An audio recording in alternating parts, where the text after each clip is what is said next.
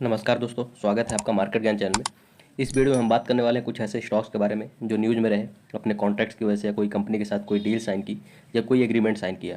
बहुत इंपॉर्टेंट हो जाता है इन डिटेल्स को समझना, क्योंकि जो कंपनी कॉन्ट्रैक्ट साइन करती है या कोई ऑर्डर्स रिसीव होते हैं किसी कंपनी को या कोई एग्रीमेंट साइन करती है, उसी की वजह से ही कंपनी एक्सपेंशन करती है, अपना प्रोडक्शन कर पाती है और मार्केट में जो है अपने प्रोडक्ट्स को सेल कर पाती है। और उन्हीं की वजह से इनके जो फाइनेंशियल्स होते हैं या बोलिए रेवेन्यू और प्रॉफिट होते हैं कंपनी जनरेट करती है, वही बाद में इनके क्वार्टरली रिजल्ट्स हर क्वार्टर में रिलीज करती है कंपनी, उन्हीं में रिफ्लेक्ट होते हैं।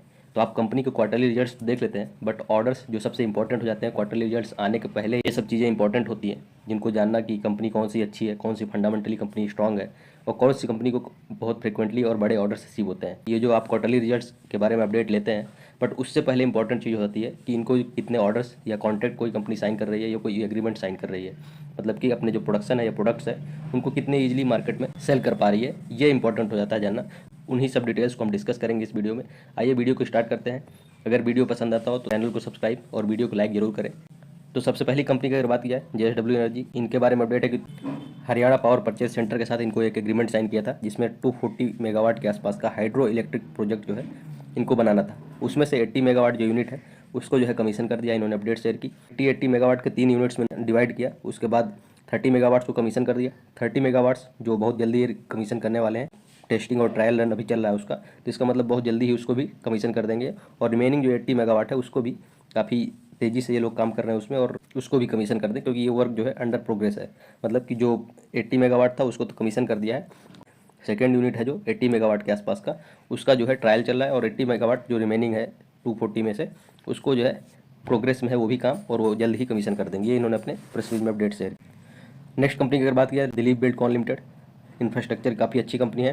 तो इनको गुरुग्राम मेट्रो रेल लिमिटेड की तरफ से कॉन्ट्रैक्ट रिसीव हुआ है। L1 बिडर बने हैं, मतलब लोवेस्ट बिडर बने हैं। कॉन्ट्रैक्ट्स की अगर फाइनेंशियल वैल्यू की बात की जाए तो 1503 करोड़ के आसपास से बड़ा ऑर्डर है। इसके अंदर में इनको वायडक्ट, मतलब जो ब्रिजेस होते हैं, मेट्रो के लिए ब्रिजेस की जरूरत होती है, अंडर पासेस की जरूरत होती है, तो वो सब जो इंफ्रास्ट्रक्चर है उसको डेवलप करेंगे। 14 एलिवेटेड स्टेशन, मतलब जो ब्रिजेस होते हैं उनका डेवलपमेंट करेंगे। और ये डिटेल्स दिया गया है यहाँ पे कि कहाँ से कहाँ ये इस मेट्रो लाइन जो है उसका इंफ्रास्ट्रक्चर डेवलपमेंट करने वाले हैं। बख्तवार चौक में अंडर पासेस बनाना है, आर्किटेक्चरल फिनिशिंग करना है गुरुग्राम मेट्रो कॉरिडोर्स में। 27 स्टेशन की भी इंफ्रास्ट्रक्चर रिलेटेड जो वर्क है वो भी कंपनी एग्जीक्यूट करेगी। मतलब जो इंफ्रास्ट्रक्चर रिलेटेड वर्क होते हैं उसमें से स्टेशंस भी आ जाएंगे, उसमें से अंडर पासेस भी आ जाएंगे, उसमें से वायडक्ट यानी कि ब्रिजेस जो है वो भी आ जाएंगे। जो भी मेट्रो के रिलेटेड इंफ्रास्ट्रक्चर या सिविल वर्क की रिक्वायरमेंट होती है, उसी के लिए कंपनी दिलीप बिल्डकॉन लिमिटेड को ऑर्डर्स रिसीव हुए हैं गुरुग्राम मेट्रो रेल लिमिटेड की तरफ से। इसका जो टाइम दिया गया है 30 मंथ्स के आसपास का इस वर्क ऑर्डर को एग्जीक्यूशन के लिए। इसके बाद नेक्स्ट कंपनी की बात की जाएगा तो CG power industrial solution limited, इनके बारे में अपडेट है। ग्रीन फील्ड ट्रांसफार्मर्स बिजनेस अपना एक इस्टेब्लिश करना चाहते हैं। उसके लिए ट्रांसफार्मर्स मैन्युफैक्चरिंग के लिए इनको प्लांट की रिक्वायरमेंट होगी। प्लांट को सेटअप करने के लिए उनको सबसे पहले लैंड की रिक्वायरमेंट होगी। तो ये लैंड के बारे में इन्होंने अपडेट किया है कि लैंड के लिए जो इन्होंने एप्लीकेशन डाला था Madhya Pradesh industrial development corporation limited के पास, लैंड जो एक्वायर करना चाहते हैं उसके लिए इनको परमिशन दिया जाए या लीज में दिया जाए। तो वही इन्होंने अपडेट शेयर की कि 99 ईयर्स के लिए MP गवर्नमेंट के द्वारा ट्रांसफार्मर प्लांट जो सेटअप करना है, जिसकी कैपेसिटी रहने वाली है 55,000 मेगा वोल्ट एम्पियर की, उसके लिए जो है परमिशन मिल गई है यहाँ पे, और इसको लैंड जो है एलोकेट कर दी गई है MP गवर्नमेंट के द्वारा। तो प्लांट के लिए इनको लैंड मिल गई है। अब इसके बाद ये जो अपना इंफ्रास्ट्रक्चर रिलेटेड वर्क होगा, उसके बाद मैन्युफैक्चरिंग, ये सब जो है इजीली स्टार्ट कर पाएंगे। इसके बाद नेक्स्ट कंपनी की बात की जाए तो रिफेक्स, इनके बारे में अपडेट है कि NTPC इंडिया की सबसे बड़ी पावर प्रोड्यूसिंग कंपनी है, उनकी तरफ से ऑर्डर रिसीव हुआ है। ऑर्डर को अगर देखा जाए, ट्रांसपोर्टेशन और unloading of pond S. Pond S क्या होता है एक्चुअली, NTPC जब पावर जनरेट करती है तो कोल का यूज करती है, उसकी वजह से कोल बर्न करा के टरबाइंस होती हैं, उससे इलेक्ट्रिसिटी जनरेट करती है। बट कोल बर्न करने के बाद जो बाई प्रोडक्ट होता है उसको एस बोलते हैं। तो NTPC के प्लांट्स में बहुत सारा बाई प्रोडक्ट यानी कोल एस जो इकट्ठा हो चुका है, उसी के लिए कंपनी को रिफेक्स को ऑर्डर रिसीव हुए कि उसका जो है ट्रांसपोर्टेशन करना, नई जो है साइट डिसाइड की गई हो वहाँ पे प्लांट से लेकर उस साइट पे उस एस को ट्रांसपोर्ट करना है, उसके साथ वहाँ अनलोडिंग करना है। तो इसी के लिए उनको NTPC लिमिटेड की तरफ से 50 करोड़ के आसपास का ऑर्डर रिसीव हुआ है, और ये ऑर्डर जो है 1 साल के लिए वैलिड रहेगा। तो ये डिटेल्स अपने प्रेस रिलीज में रिफेक्स कंपनी ने शेयर की है। इसके बाद नेक्स्ट कंपनी की अगर बात की जाए, नाइव डिफेंस सेक्टर काफ़ी अच्छी कंपनी है। इनके बारे में अपडेट थी कि अल्बाइट सिस्टम लिमिटेड, जो कि Israel based defence sector company है, इनकी तरफ से इनको ऑर्डर रिसीव हुए हैं, जिसके अंडर में इनको गाइडेड रॉकेट्स पार्ट्स की सप्लाई करनी है। एक्चुअली रॉकेट्स जो होते हैं सिविल वर्क में भी काम आते हैं और डिफेंस में भी।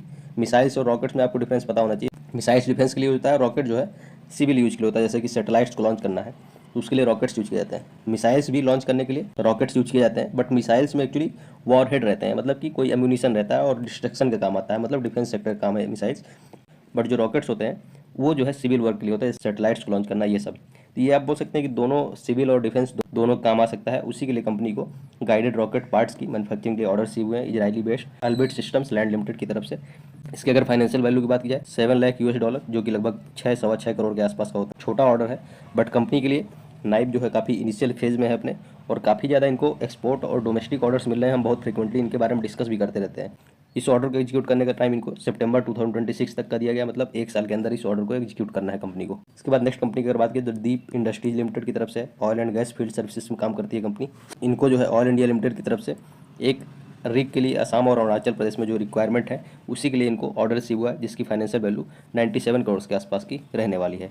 रिग का मतलब होता है कि जो मेंटेनेंस का काम होता है, जैसे कि ऑयल वेल्स होते हैं उसमें जो ऑपरेशन एंड मेंटेनेंस का, उसके बाद जो कोई भी गड़बड़ी होती है तो रिग की रिक्वायरमेंट होती है उसको ठीक करने की या सुधारने की। जो भी ऑयल वेल्स होते हैं उसमें जो मशीनरी होती है उन्हीं को ठीक करने के लिए और ऑपरेशन बनाने के लिए रिग्स की ज़रूरत होती है। उसी को जो है ऑयल इंडिया लिमिटेड ने दीप इंडस्ट्रीज लिमिटेड से हायर किया है, और जिसकी फाइनेंशियल वैल्यू हमने डिस्कस की 97 करोड़ के आसपास की रहने वाली है। इसके बाद नेक्स्ट कंपनी की अगर बात की जाए GHB इंफ्रा प्रोजेक्ट्स लिमिटेड, इनके बारे में अगर यहाँ पर समझें तो इनको लेटर ऑफ अवार्ड मिला है, जिसकी फाइनेंशियल वैल्यू 2645 करोड़ के आसपास की रहने वाली है, मतलब बड़ा ऑर्डर है। ऑर्डर्स के डिटेल समझने के पहले अगर कंपनी के बारे में समझे कि GHB इंफ्रा प्रोजेक्ट्स काम क्या करती है। इसमें बहुत सारे सेगमेंट्स में कंपनी काम करती है, जैसे कि इंफ्रास्ट्रक्चर, चाहे रोड हो, रेल हो, वाटर हो, एयरपोर्ट, रनवेज, पोर्ट्स, इन सब में जो इंफ्रास्ट्रक्चर रिलेटेड वर्क्स होते हैं उसमें कंपनी काम करती है।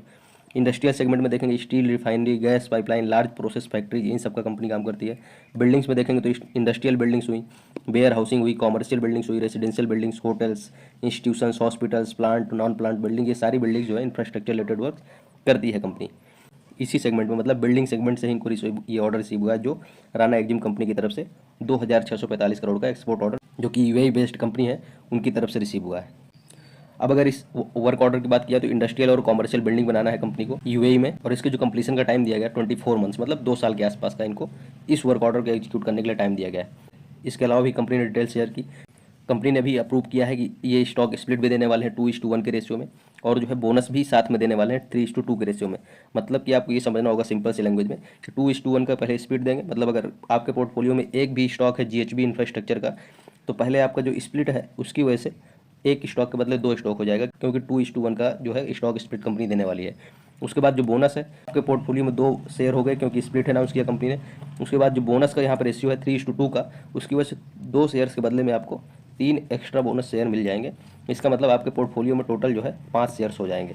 तो मतलब आपके पोर्टफोलियो में अगर 1 शेयर है तो उसके बाद जो स्प्लिट और बोनस अनाउंस किया कंपनी ने, टोटल आपके पोर्टफोलियो में 1 से बढ़ के 5 जो है शेयर हो जाएंगे। इन्होंने अपने प्रेस रिलीज में अपडेट शेयर की इस ऑर्डर के बारे में भी, और स्प्लिट और बोनस जो इस कंपनी ने अनाउंस किया है उसके बारे में भी। तो ये थे कुछ स्टॉक्स जो न्यूज़ में रहे आज के दिन, इनके बारे में हमने डिस्कस किया डिटेल में। कुछ डाउट हो, कुछ क्वेरी हो तो जरूर कमेंट सेक्शन में कमेंट करें। धन्यवाद, मिलते हैं अगले वीडियो में।